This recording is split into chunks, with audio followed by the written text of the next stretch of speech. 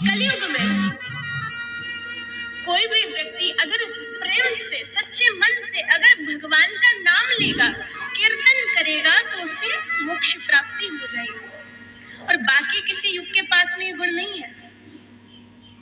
बाकी युगों में सब कितनी तपस्या किया करते, कितने ज्ञानी होते, लेकिन मोक्ष प्राप्ति बड़ी कठिन है। लेकिन कलयुग में मोक्ष प्राप्ति इतनी सरल है कि भगवान का नाम लेने से मोक्ष प्राप्ति होगी।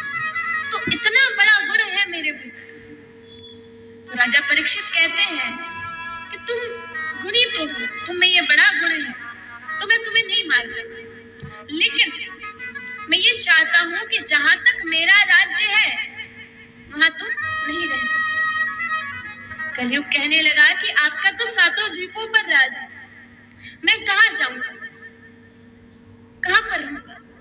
तो राजा परीक्षित ने कहा कि ठीक है, मैं तुम्हें जो स्थान दे रहा हूं, तुम केवल उन्हीं स्थानों में रह सकते हो। राजा परीक्षित 4 स्थान कलयुग को देते हैं। राजा परीक्षित ने पहला स्थान दिया जुए में। जहां भी जुआ खेला जाएगा वहां पर कलयुग का स्थान है, कलयुग वहां पर बैठेगा और कलयुग हम कितना ही चाहे गलत करवाएगा। दूसरा स्थान दिया मदिरा में। जो भी व्यक्ति मदिरा पान करेगा, उस मदिरा के साथ में कलयुग भी उसके भीतर प्रवेश करेगा। और फिर हमने देखा है कि व्यक्ति जब मदिरा पान करता है तो होश नहीं रहता कि क्या कर रहा है, गलत कार्य करता है, पाप कर देता है, तो उसका दोष तो उससे लग रहा है। तो ये सब कलयुग का है।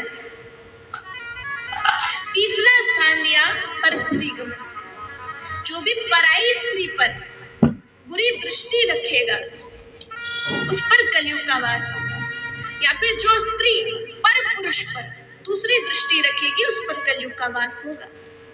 इसीलिए जितनी भी हमारी माताएं हैं, महिलाएं हैं, आपको क्या सोचना चाहिए?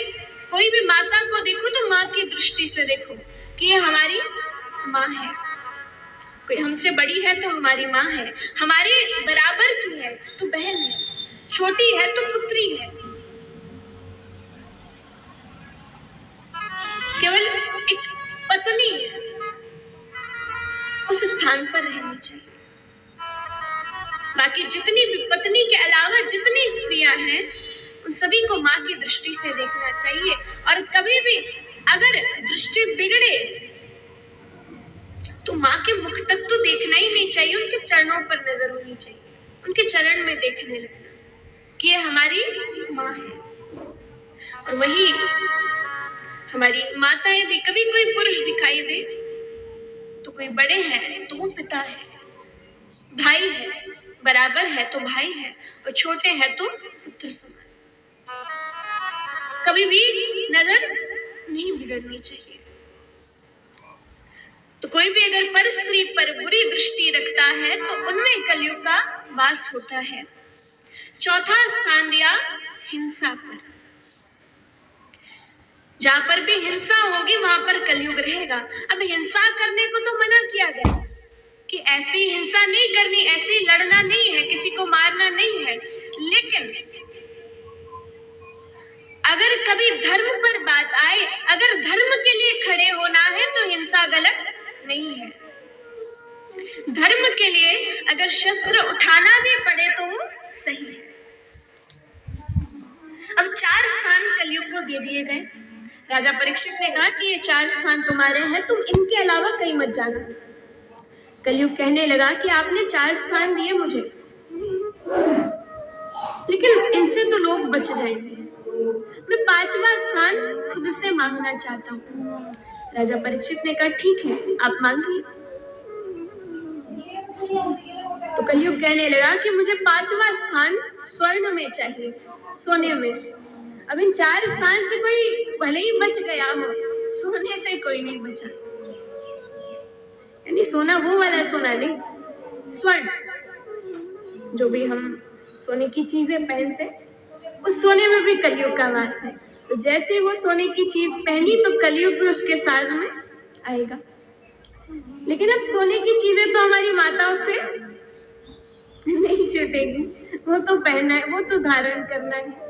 तो इसका भी एक उपाय है कि कभी भी कोई सोने की चीज लाओ तो खुद पहनने से पहले ठाकुर जी को पहनाओ, उनसे स्पर्श कराओ। और जैसे ही उसका स्पर्श ठाकुर जी से होगा, भगवान से होगा, तब उसमें से कलयुग चला जाएगा। जो भी दुर्गुण उसमें होंगे वो सारे चले जाएंगे। इसीलिए पहले भगवान को स्पर्श कराओ, फिर आप धारण। इधर राजा परीक्षित ने 5